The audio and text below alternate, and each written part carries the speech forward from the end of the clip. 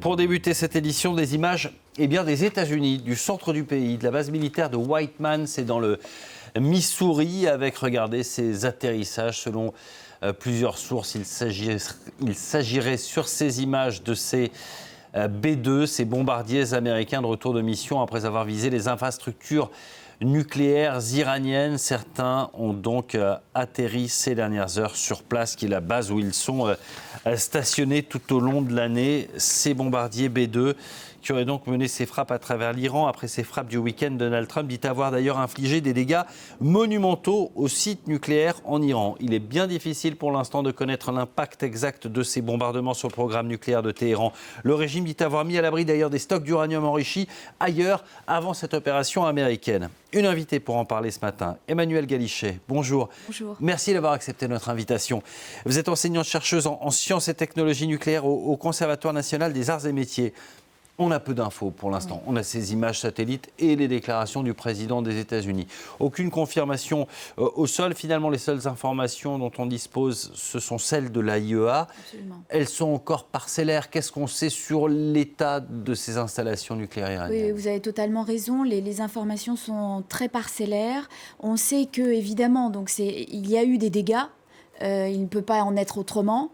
Mais combien de dégâts ? Est-ce qu'elles sont totalement détruites ? Est-ce que c'est seulement une partie ? Ça, il va falloir quand même attendre un petit peu et sûrement des personnes vraiment qui aillent sur place pour aller vérifier ce qui s'est passé. Les seuls indices, en gros, ce sont les radiations qui auraient pu être émises par du matériel nucléaire qui aurait été détruit. Oui, alors ça peut être un indice. Simplement, là, on est sur une matière qui n'a jamais été utilisée en réacteur. Donc, c'est une matière qui est peu radioactive. Et si elle l'est un petit peu, évidemment, mais une radioactivité qu'on appelle alpha, qui est celle qui est la moins dispersable. C'est-à-dire qu'en quelques centimètres, ces particules vont être absorbées par l'atmosphère, l'air autour de ces frappes. Donc, on aura du mal, même sur les détecteurs de radioactivité qui sont quand même assez loin des installations, en tout cas celles internationales, on aura un peu de mal à voir quelque chose, puisqu'il n'y a rien, en fait. Oui, mais il y a un danger pour la population locale, pour les nappes phréatiques Non, il n'y a aucun danger pour l'environnement et les populations, puisque, comme je vous le disais, c'est une radioactivité finalement qui est quasiment naturelle, avec évidemment, on a purifié, on a enrichi l'uranium en uranium-235, donc il y a quand même une radioactivité dans ces stocks, mais vraiment, il n'y aura aucun danger pour les populations. Et ce n'est probablement pas l'uranium le plus enrichi par l'Iran. On sait que l'Iran avait réussi à enrichir son uranium jusqu'à 60%. Les autorités iraniennes disent ce qu'on a réussi à enrichir déjà par le passé, c'était déjà plus sur ces sites avant que les Américains frappent. Voilà, effectivement, ça aussi, impossible à vérifier. Il est possible qu'ils aient déjà transporté ces stocks dans une autre usine. Mais ça, ça passe pas inaperçu. C'est pas à l'arrière d'une camionnette Absolument. Normalement, effectivement, ce sont dans des fûts en acier un petit peu compliqués. Donc c'est pas comme de l'eau potable que l'on pourrait passer d'un site à l'autre. Donc ça devrait se voir. Mais ils l'ont peut-être fait bien avant d'ailleurs même les frappes.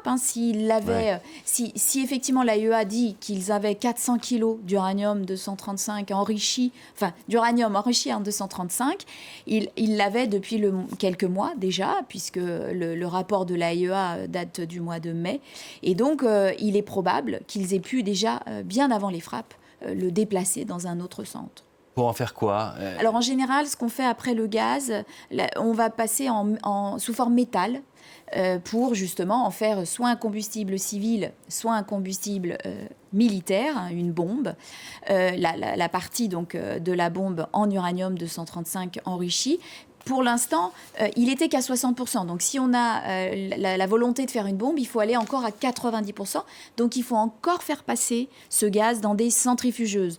Donc, soit il est resté là-bas sur une des Natanz au fort d'eau pour être encore enrichi, et là, il est possiblement détruit, dispersé dans l'atmosphère autour des centrifugeuses, soit il était déjà à un enrichissement autour de 90 et il aurait pu peut-être être déplacé. Et alors, il faut distinguer ces trois sites, Natanz et Fordo dont vous parliez, et Ispahan, parce qu'ils n'ont pas la même fonction. Vous avez totalement raison.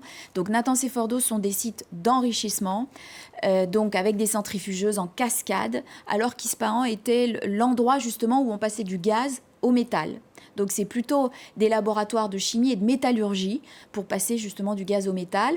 Et normalement, si on suit la logique, le gaz enrichi à Natanz et Fordo aurait dû arriver sur Ispahan pour être transformé. Mais là, je n'ai pas plus d'informations que ce qu'on peut imaginer dans la séquence normale qu'il devrait y avoir. L'Iran a perdu son matériel a priori, mais probablement pas son savoir-faire. Absolument. Et d'ailleurs, il vient d'où ce savoir-faire? Qui aide l'Iran? S'il y a des pays tiers qui aident l'Iran, mais on comprendra bien que certaines grandes puissances ont encore intérêt à aider l'Iran. D'où vient le matériel? Qui lui apporte l'uranium et le savoir-faire? Oui, ça c'est effectivement une très bonne question. Alors, il faut savoir que l'Iran est une puissance nucléaire depuis tout le temps. Depuis le début d'Atom for Peace dans les années 50, à l'époque c'était le Shah d'Iran, il a souhaité développer un programme nucléaire civil et donc il s'en est donné les moyens. Donc vous avez un savoir-faire extraordinaire en Iran, vous avez des universités, des écoles qui sont de très très bonne qualité avec à l'époque des relations extrêmement importantes entre l'Iran et les puissances occidentales nucléaires, telles aussi la France, évidemment. Ouais. Au moment où, en 1979, ils sont passés sur un régime dictatorial, et bien là, évidemment, les puissances occidentales ont arrêté leur aide, et donc vous avez la Russie qui a aidé l'Iran sur, en particulier, la construction du réacteur de Bushehr, qui a été mise en exploitation en 2012. Et vous avez encore des ingénieurs russes sur le site pour aider à l'exploitation de ce réacteur. Ensuite, ils ont des mines, donc ils ont la matière, ils ont la possibilité d'avoir la matière nucléaire puisqu'ils ont des mines également sur leur territoire. Et est-ce que l'AIEA, l'Agence internationale de l'énergie atomique, peut encore superviser? On sait que ces inspecteurs avaient été déployés à l'époque où les relations s'étaient réchauffées avec l'Iran, mais depuis, il n'y a plus grand-chose. Alors effectivement, il y a eu plusieurs épisodes dans la relation avec l'AIEA. Aujourd'hui, vous avez raison, il n'y a plus d'inspecteurs sur les sites.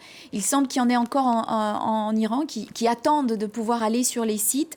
Il est probable que ce matin, Raphaël Grossi a organisé une réunion à Vienne et le Conseil des gouverneurs, et ils vont, à mon avis, redemander une autorisation pour aller faire des inspections sur les sites et voir quels sont les états, les situations dans chacun des sites. Mais là, je n'ai pas plus d'informations aujourd'hui. C'est ce qui marque ce dossier, c'est le flou. On voit ces sites Fordo, Natanz, Ispahan. Y en a-t-il d'autres? C'est toute la question, oui. Et ça, on ne sait pas. Oui, ça, c'est toute la question. Vous avez totalement raison. L'AIEA a d'ailleurs alerté qu'il y avait d'autres sites qui étaient plus ou moins secrets, parce qu'aujourd'hui, ils ne le sont plus avec tout ce qui se passe justement en Iran. Elle a demandé à l'Iran de pouvoir les inspecter. Elle n'a pas eu l'autorisation de le faire.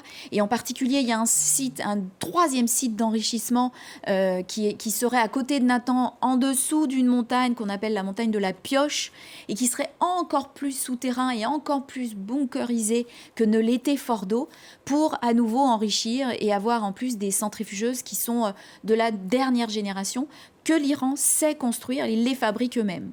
Donc c'était peut-être pas la fin du programme nucléaire. Ah non, je pense que c'est pas du tout la fin du programme nucléaire iranien. Il a été largement freiné par l'ensemble des bombardements, mais il est clair que l'Iran a une compétence d'ailleurs et un savoir-faire. Et je rappelle aussi quand même qu'ils sont signataires du traité de non-prolifération, et dans ce cadre, ils ont droit à développer un programme nucléaire civil.